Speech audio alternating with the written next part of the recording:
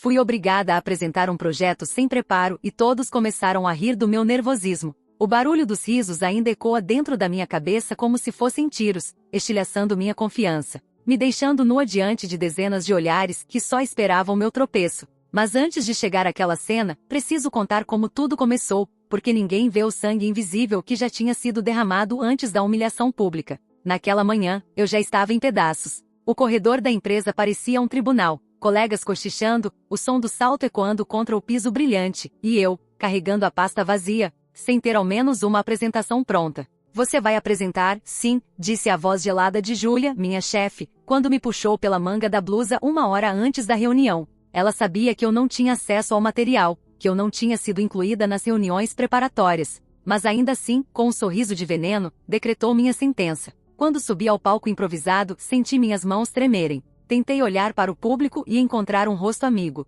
Mas só vi ombros erguidos, braços cruzados, sorrisos escondidos. O primeiro slide apareceu vazio, sem conteúdo, apenas o título mal formatado. O silêncio durou 3 segundos, e então alguém riu. Outro riu. Logo, todos estavam rindo. Minha garganta fechou, e o microfone caiu da minha mão, o barulho metálico ressoando como uma queda de corpo no chão frio. Aquilo foi o crime. Não havia sangue, não havia facas, mas a execução foi pública. Fui assassinada pela humilhação. O contraste era cruel. Lembrei da minha avó, costurando à noite, me ensinando que bondade era tecer pontos firmes mesmo quando ninguém via o avesso do tecido. Lembrei de como ela dizia, o mundo é duro, mas você não precisa ser. E ali estava eu, acreditando que o esforço sempre seria reconhecido, mesmo quando Júlia fazia questão de apagar cada conquista minha. A mesma mulher que ria discretamente sempre que eu errava uma palavra, que me tirava dos e-mails importantes e depois me acusava de não estar por dentro das coisas. Eu era tola boazinha, e ela era a predadora elegante que a todos encantava.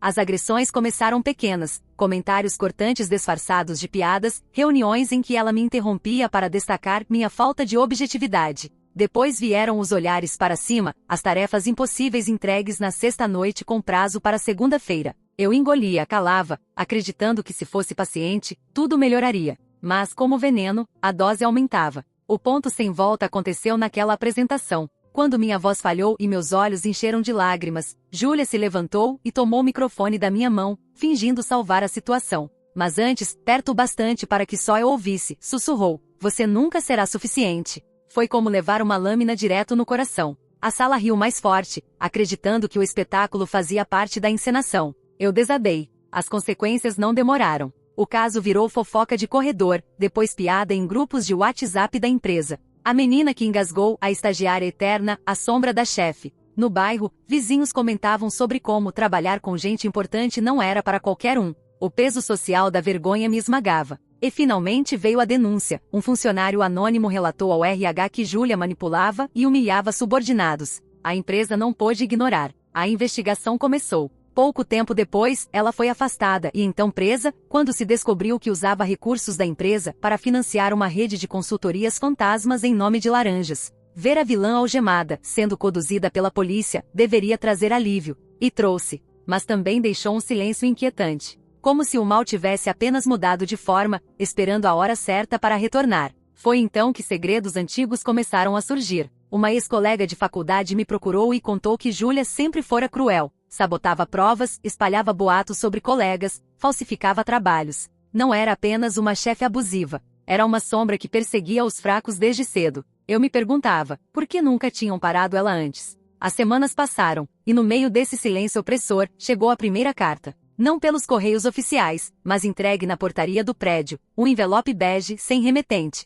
Dentro, uma caligrafia firme: "Eu errei, mas você também me feriu. Só você pode entender." A assinatura era dela, Júlia. Tremi tanto que quase rasguei o papel. Depois vieram mensagens falsas em redes sociais, perfis que criava apenas para deixar indiretas. Nem tudo é o que parece, a vida dá voltas. Eu ignorava, mas cada notificação fazia meu coração despencar. Até que uma tarde, o impossível aconteceu. Uma notícia no jornal local dizia que Júlia, da prisão, havia doado parte dos bens bloqueados para financiar bolsas de estudo a jovens carentes. O primeiro gesto de altruísmo real que alguém presenciava vindo dela. A reintegração foi lenta, mas começou. Alguns familiares que antes cuspiam seu nome, passaram a dizer que talvez ela estivesse mudando. Eu mesma não sabia o que pensar. Um monstro pode mesmo se redimir? E agora, meses depois, estou diante da possibilidade de convivência nova. A empresa tenta se reorganizar, eu tento reconstruir minha confiança. E minha família, que sempre se afastou diante do meu sofrimento, agora tenta se aproximar como se nada tivesse acontecido.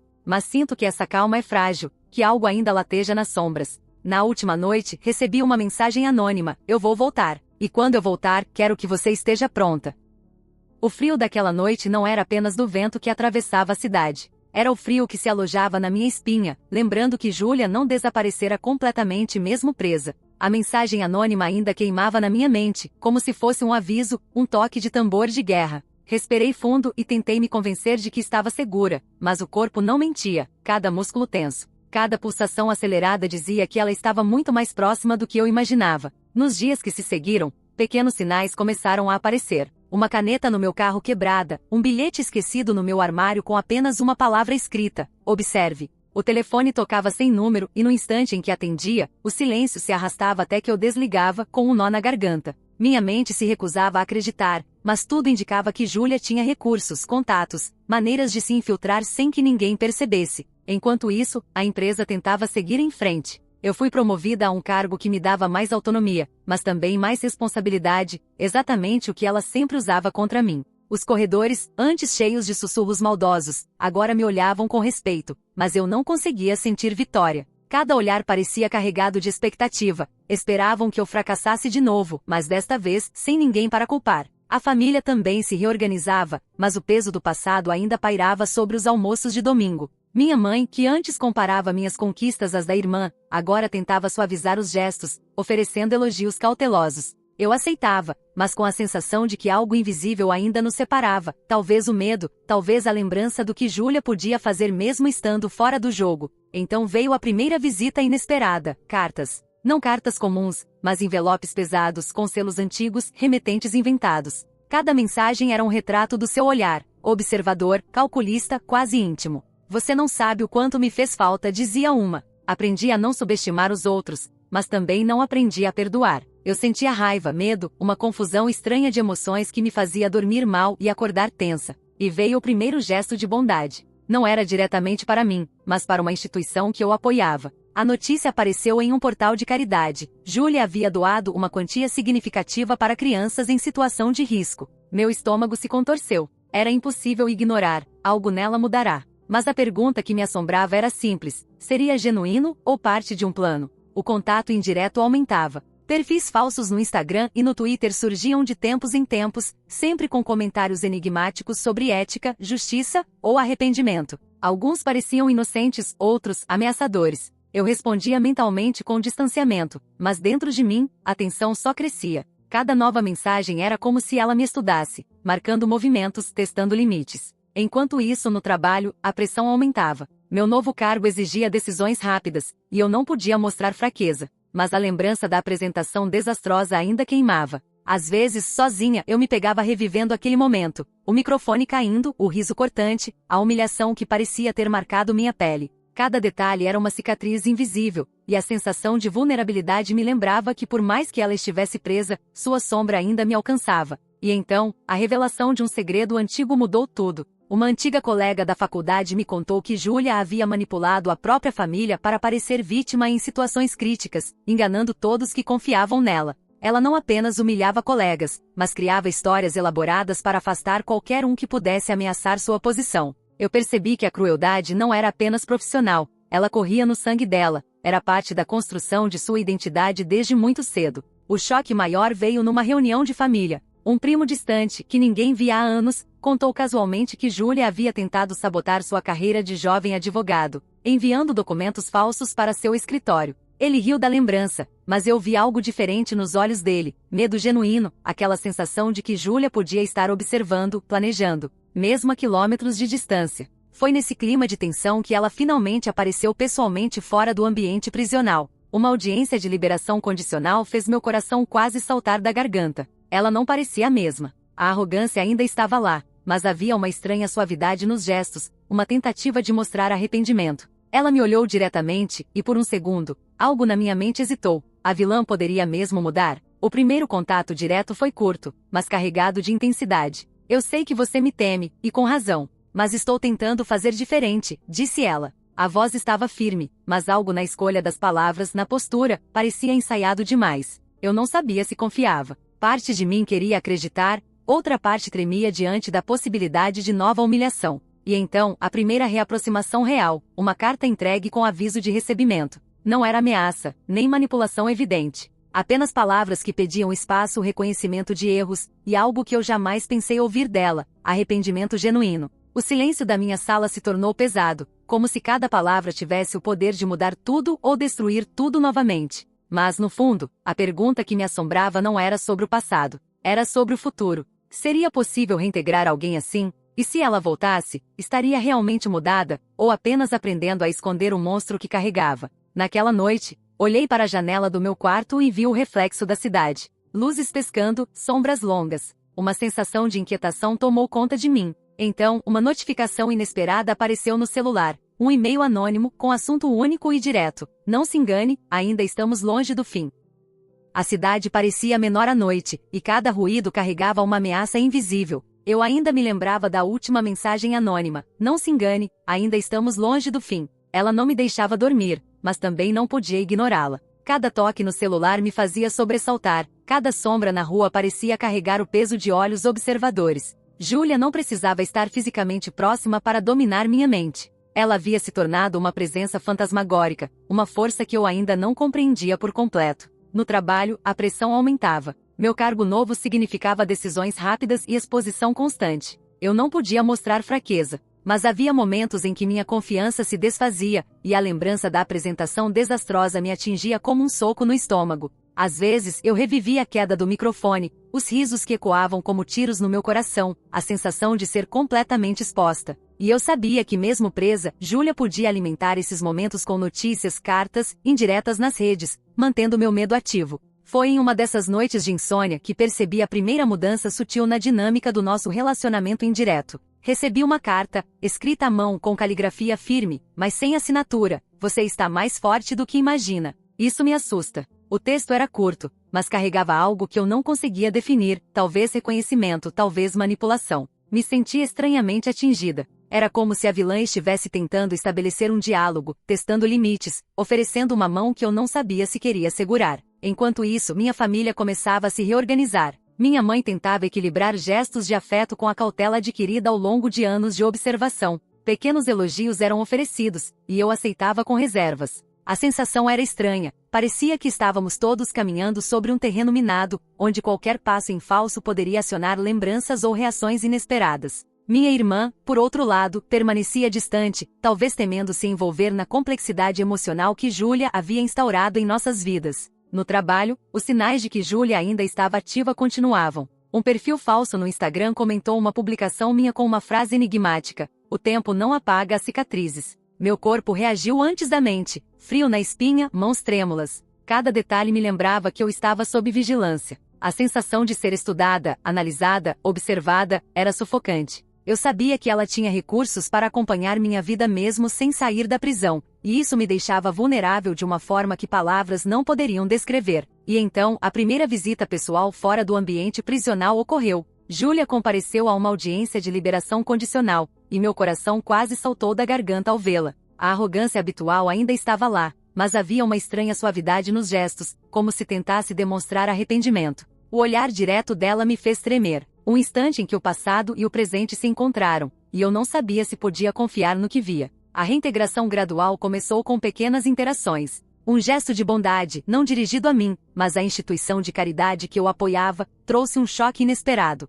Uma doação significativa para crianças em situação de risco. Minha mente não sabia se era genuíno ou parte de um plano de manipulação. Mas a sensação era ambivalente, eu queria acreditar, mas o medo persistia. Cada gesto dela parecia carregar camadas de intenções que eu ainda não conseguia decifrar. Ao mesmo tempo, um segredo antigo veio à tona, revelando que Júlia havia manipulado a própria família e colegas desde muito cedo. Uma antiga colega da faculdade me contou que Júlia criava histórias elaboradas para afastar qualquer um que pudesse ameaçar sua posição, sabotando carreiras e espalhando boatos falsos. A crueldade não era apenas profissional, era parte de sua identidade. Isso explicava décadas de padrões repetidos, a habilidade de ferir sem ser detectada, e a dificuldade que todos tinham de perceber a extensão de seu veneno. A tensão atingiu o ápice em um almoço familiar. Um primo distante, que não via há anos, compartilhou uma lembrança. Júlia havia tentado sabotar sua carreira de advogado, enviando documentos falsos. Ele contou isso rindo, mas o medo em seus olhos era real. O poder que ela exercia, mesmo fora de nossas vidas diárias, ainda era uma força a ser considerada. Eu percebi que não podia subestimar sua capacidade de manipular situações e pessoas. Então veio a primeira carta direta para mim. Não havia ameaças explícitas, mas a intensidade das palavras era palpável. Sei que você me teme, e com razão, mas estou tentando mudar. A assinatura era mínima, quase uma nota de rodapé, Júlia. Meu coração disparou. Cada frase parecia ensaiada, como se ela estudasse não apenas minhas reações, mas também minhas dúvidas, minhas esperanças e medos. Eu não sabia se podia confiar nela, mas também não conseguia ignorar a estranha sensação de que algo estava mudando. Acompanhando esse movimento, minha vida começou a se reorganizar. No trabalho, conquistas e responsabilidades me fortaleceram, mas também me lembraram de minha vulnerabilidade. Minha família tentava criar uma dinâmica nova, com limites claros, mas as lembranças de humilhação, medo e tensão ainda pairavam no ar. Cada gesto de afeto era temperado por cautela, cada elogio envolto em incerteza. No entanto, a sensação de ameaça não desapareceu. Na noite em que pensei ter finalmente encontrado alguma tranquilidade, uma nova notificação apareceu no celular. Um e-mail anônimo com um assunto direto, quase cruel. Você acha que isso acabou? Pense de novo. Meu estômago se contraiu. Era impossível saber se era uma provocação, um aviso, ou apenas a certeza de que Júlia ainda tinha controle, mesmo que indireto, sobre minha vida. O dia começou como qualquer outro, mas a sensação de perigo era palpável. Cada passo que eu dava parecia reverberar em ecos que só eu podia ouvir. O escritório, antes lugar de rotina e trabalho, transformava-se em campo de batalha invisível. E no centro desse campo estava Júlia, ou melhor, a sombra dela, presente em cada gesto, cada mensagem, cada lembrança que eu carregava. Tudo começou com pequenos sinais. Um post sutil no LinkedIn, elogiando determinados profissionais que persistem apesar das adversidades, como se a mensagem fosse direta a mim, mesmo sem mencionar nomes. Um bilhete esquecido na minha mesa, com palavras cortantes escondidas atrás de um elogio. Cada detalhe me fazia lembrar de como ela conseguia, mesmo sem estar presente fisicamente, controlar a narrativa e me manter sob vigilância psicológica. No trabalho, a tensão era quase insuportável. Eu tinha responsabilidades novas, mas a sensação de que cada erro seria amplificado, observado, estudado, me deixava exausta. Cada reunião era um teste. Cada decisão tomada era medida contra padrões invisíveis que só Júlia parecia conhecer. E eu percebia que, embora ela estivesse longe fisicamente, sua presença permeava tudo, como se tivesse deixado um rastro invisível que guiava minhas ações. A família também sentia os efeitos desse fantasma. Minha mãe tentava manter gestos de carinho, mas cada elogio vinha com cautela. Minha irmã, ainda distante, mantinha uma vigilância silenciosa, como se esperasse que algo ruim acontecesse a qualquer momento. E eu, dividida entre a necessidade de seguir em frente e o medo constante de uma nova humilhação, sentia que estávamos todos caminhando sobre gelo fino, prestes a quebrar. Foi em meio a essa tensão que aconteceu o primeiro contato direto de fato. Júlia conseguiu, através de um advogado, organizar uma breve reunião em local público para falar comigo. A antecipação era quase dolorosa. Eu sabia que precisava enfrentar a situação, mas o medo misturado com raiva e desconfiança fazia meu coração disparar. Quando a vi, percebi que algo havia mudado. A arrogância habitual estava lá, mas havia uma suavidade estranha, uma tentativa clara de demonstrar arrependimento. Ela começou a falar, escolhendo cada palavra com cuidado. Eu sei que você não confia em mim, e com razão. Mas estou tentando mudar, e quero que você veja que é possível. A voz estava firme, mas algo no tom, na pausa entre cada frase, me deixava alerta. Eu não sabia se estava testemunhando uma mudança genuína ou se era apenas mais uma manipulação sofisticada, cuidadosamente ensaiada. Enquanto tentava processar essas palavras, lembranças antigas vieram à tona. Lembrei da humilhação pública na apresentação, do microfone caindo, dos risos cortantes que ainda ecoavam em minha memória. Lembrei das pequenas sabotagens diárias, dos olhares de desdém, das manipulações que faziam minha confiança se despedaçar. E percebi que, embora o gesto de bondade recente e a tentativa de diálogo parecessem promissores, a cicatriz ainda era profunda demais para ignorar. Nos dias seguintes, Júlia continuou seu esforço de reaproximação indireta. Cartas, mensagens criptografadas, perfis falsos comentando minhas publicações. Cada gesto era calculado, cada palavra medida. E eu me encontrava presa entre a necessidade de proteger minha vida e carreira, e a curiosidade perturbadora sobre o que a motivava. A linha entre redenção e manipulação tornava-se cada vez mais tênue. Então veio a escalada. Um colega próximo, preocupado com a minha segurança emocional, encontrou um bilhete deixado na minha sala. Palavras simples, mas carregadas de ameaça velada. Cuidado com o que você mostra. Nem todos que parecem ter mudado realmente mudaram. A sensação de perigo tornou-se real. Não era apenas memória ou paranoia, Júlia ainda tinha o poder de afetar minha vida de maneiras concretas. A situação atingiu um ponto crítico quando, em uma reunião importante, percebi que um arquivo essencial havia desaparecido do meu computador. Sem ele, a apresentação que eu precisava fazer seria impossível. O desespero tomou conta de mim, mas a lembrança de tudo o que havia passado me deu força. Eu não podia deixar que ela, ou o legado do medo que ela deixará, me derrubasse novamente. Comecei a investigar, passo a passo, cada detalhe, cada ação de colegas, cada possível falha de segurança. E então percebi algo perturbador. Havia sinais de que alguém, com acesso privilegiado, estava interferindo deliberadamente, como se estivesse me testando, observando cada movimento. No fim do dia, a verdade veio à tona. O arquivo não havia desaparecido por acaso. Um dos sistemas de segurança da empresa havia registrado acessos incomuns, vindos de um terminal que teoricamente deveria estar inacessível a qualquer pessoa fora da equipe de TI. A suspeita se tornou inevitável. Júlia, mesmo presa, ainda possuía recursos para manipular o ambiente ao meu redor. Era impossível ignorar. O jogo psicológico que ela começara anos atrás ainda estava em curso, e desta vez, mais sofisticado, mais perigoso. A revelação abalou minha confiança, mas também acendeu uma chama dentro de mim. Se ela podia interferir, eu também poderia aprender a proteger minha vida e meus espaços. Cada gesto dela, cada carta, cada indireta era um teste. Eu percebi que precisava entender as regras desse jogo, não apenas reagir, mas antecipar, preparar-me para o confronto inevitável. A tensão não era mais apenas emocional. Era estratégica, uma batalha silenciosa que exigiria astúcia, coragem e controle absoluto. E enquanto a noite caía, eu sentia o peso do futuro sobre meus ombros. Júlia não estava apenas tentando se redimir. Ela estava jogando, estudando, preparando o próximo movimento. E eu precisava estar pronta para isso, porque o próximo capítulo seria inevitável. Na escuridão do meu quarto, olhando para as luzes da cidade, o frio voltou. Mas desta vez, não era apenas medo. Era a consciência de que o verdadeiro confronto ainda estava por vir. E algo dentro de mim sussurrou. Ela ainda não havia mostrado tudo.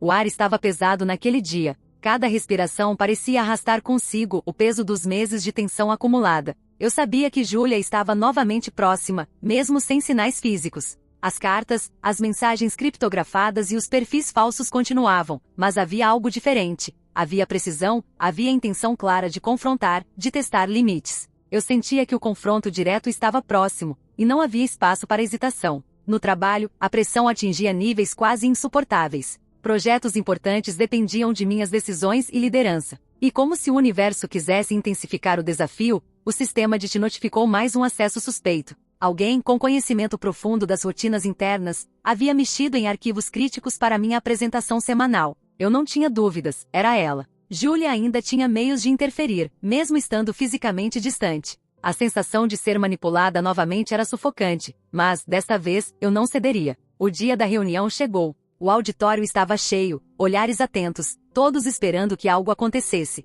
Eu estava preparada, mas a ansiedade era inevitável. O microfone estava firme em minhas mãos, o laptop pronto, os slides carregados. Cada passo no palco parecia ecoar com lembranças de humilhações passadas, da primeira apresentação que virou espetáculo de escárnio público. Mas havia uma diferença crucial desta vez. Eu estava armada com conhecimento, com estratégia, e com a consciência de que não poderia ser manipulada novamente. Júlia apareceu de forma inesperada, fora da audiência de liberação condicional, em um local público próximo ao prédio. A notícia de sua presença espalhou-se rapidamente, causando murmúrios e tensão no auditório. Ela não estava ali para interagir diretamente, mas sua sombra psicológica pairava sobre todos nós. O ambiente parecia se dividir em antes e depois da sua chegada. Cada gesto, cada olhar, cada pausa na respiração carregava peso. Eu sabia que estava sendo estudada, cada movimento analisado, cada reação medida. Quando iniciei a apresentação, senti a tensão máxima. Cada palavra era cuidadosamente escolhida, cada slide uma armadilha neutralizada.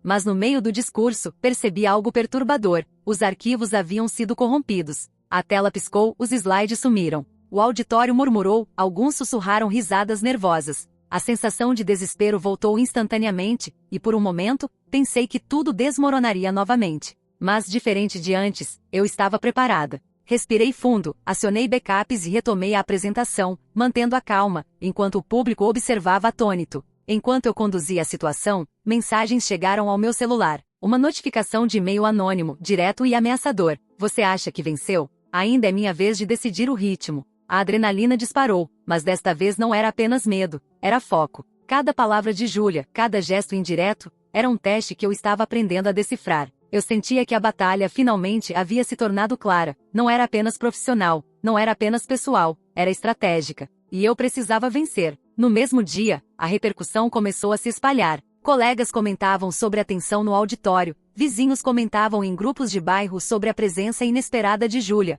e redes sociais começaram a replicar rumores sobre o episódio. Eu percebi, então, o alcance da influência dela. Não precisava estar presente para causar impacto devastador. Cada comentário, cada olhadela, cada gesto sutil era multiplicado, criando uma onda de tensão que atingia a todos ao redor. Ao final do dia, a situação atingiu seu ponto crítico. Uma colega me alertou que o sistema de vigilância da empresa registrara tentativas de acesso aos meus dispositivos por meio de perfis falsos, todos ligados, direta ou indiretamente, à rede de Júlia. Era a primeira evidência concreta de que ela ainda possuía controle significativo sobre os eventos, mesmo à distância. O choque era enorme, mas também trouxe clareza. Eu precisava agir com estratégia, não apenas reagir emocionalmente. Naquele momento, a compreensão do padrão dela tornou-se clara. Júlia não buscava apenas me derrubar. Ela queria medir, estudar, explorar pontos fracos, e também testar minha capacidade de resiliência. Cada carta, cada mensagem, cada gesto indireto era uma tentativa de reconfigurar a dinâmica que ela havia perdido. Mas eu estava preparada, consciente de cada movimento, antecipando cada passo, pronta para transformar sua estratégia contra ela. Enquanto refletia sobre tudo isso, uma nova carta chegou, entregue discretamente, mas desta vez diferente. Não havia ameaça, não havia indireta, apenas uma frase curta. Você está mais forte do que eu imaginava. Isso me assusta. O impacto psicológico foi intenso. Pela primeira vez, percebi uma vulnerabilidade dela, um reconhecimento de minha força e independência. Era um gesto que carregava ambivalência, reconhecimento e manipulação, medo e curiosidade, verdade e teste. A noite caiu, e o silêncio parecia mais denso do que nunca. Cada sombra no quarto parecia prolongar os ecos da batalha que ainda não terminara. Eu sabia que a próxima etapa seria definitiva. Júlia, mesmo com tentativas de reaproximação e gestos de bondade, ainda mantinha a capacidade de causar destruição emocional e social. Mas pela primeira vez, eu também tinha uma arma poderosa: conhecimento, preparação e força emocional. A balança da batalha começava a equilibrar-se de forma mais justa. E então, quando pensei que poderia finalmente descansar, uma última mensagem chegou, criptografada, com palavras que me fizeram gelar. O próximo movimento será decisivo. Esteja pronta. Meu coração disparou, e a certeza de que o verdadeiro confronto estava prestes a acontecer me fez perceber que, embora tivesse sobrevivido até aqui, o pior ainda estava por vir. O ar do quarto parecia mais pesado, o silêncio mais ameaçador. Eu sabia que cada decisão minha a partir de agora poderia definir não apenas meu futuro profissional, mas minha estabilidade emocional, minha paz e minha segurança. E no fundo, uma pergunta persistia, ocupando cada canto da minha mente: estaria eu realmente pronta para enfrentar Júlia de frente? Ou a próxima jogada dela seria o golpe final que destruiria tudo que eu havia construído? A tensão pairava, quase palpável, como se o próprio ar estivesse carregado de perigo e expectativa. E eu sabia, o jogo não estava nem perto do fim. O ar estava pesado, carregado de tensão e expectativa. Cada mensagem, cada carta, cada gesto indireto de Júlia havia sido uma preparação meticulosa para o confronto final. Eu sabia que este seria o momento decisivo, a hora de enfrentar não apenas a sombra dela, mas todo o poder que ela havia acumulado ao longo dos anos. A diferença era que, desta vez, eu estava pronta. No trabalho, a semana começou com reuniões cruciais, todas sob o olhar atento da equipe e da diretoria. Sabia que qualquer erro seria amplificado, talvez até usado contra mim em futuras tentativas de manipulação. Mas eu tinha um trunfo: provas concretas de suas interferências anteriores, os acessos não autorizados ao sistema, os perfis falsos, as mensagens anônimas. Não mais apenas cartas e indiretas. Agora eu podia provar que tudo fazia parte de um padrão de assédio e controle. O clímax ocorreu durante uma reunião decisiva de planejamento estratégico. Júlia, fora da prisão e sob regime de condicional, tentou se reaproximar, enviando ordens e instruções através de um consultor intermediário. Mas eu já sabia o que esperar. Com calma, abri o relatório que compilava cada acesso suspeito, cada perfil falso e cada mensagem manipuladora. Apresentei tudo à diretoria, detalhando a sequência de interferências, as tentativas de sabotagem e os padrões recorrentes de manipulação. O impacto foi imediato. A sala ficou em silêncio, olhos fixos em mim e nos documentos que comprovavam não apenas a extensão do comportamento de Júlia, mas também o quanto ela havia tentado controlar minha vida, profissional e emocionalmente. Pela primeira vez, as ações dela estavam expostas de forma concreta, inegável, deixando-a sem espaço para negar. A reação social foi avassaladora. Colegas que antes duvidavam de minha força começaram a me apoiar publicamente. Redes sociais reproduziram a história, mostrando como alguém havia sobrevivido a anos de manipulação, humilhação e ameaças psicológicas. No bairro, vizinhos comentavam sobre a exposição e a queda de Júlia, e a fofoca, antes direcionada a mim, virou contra ela. A humilhação que ela outrora infligiu voltou como uma onda imparável, multiplicando o efeito de justiça que eu não precisaria mais buscar sozinha.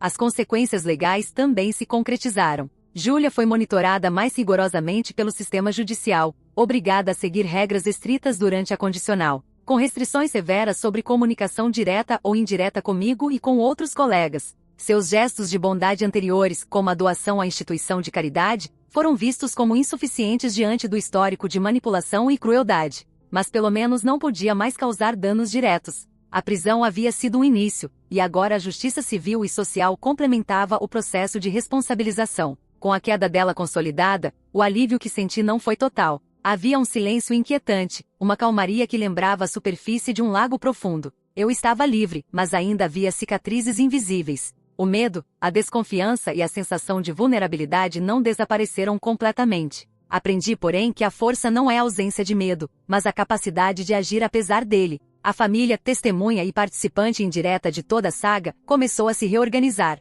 Minha mãe, finalmente consciente da profundidade do abuso e da manipulação, passou a apoiar minhas decisões sem comparações ou críticas. Minha irmã aproximou-se com cautela, mas respeito, e juntos criamos uma nova dinâmica familiar, baseada em limites claros e comunicação aberta. O passado continuava presente, mas agora havia uma linha de proteção, e cada membro aprendeu a reconhecer sinais de manipulação antes que causassem dano. Júlia tentou algumas tentativas finais de reaproximação, enviando mensagens através de intermediários e tentando contato indireto via redes sociais. Mas eu estava firme, estabelecendo limites claros. Aceitei apenas sinais de bondade genuína, quando ela colaborou para apoiar um projeto comunitário de forma transparente, e mantive distância emocional, entendendo que a reintegração completa era impossível, e que alguns erros não podem ser totalmente apagados. A convivência nova com minha família e no trabalho começou a se consolidar. Eu assumia controle total das minhas ações e decisões, sem depender da validação de ninguém,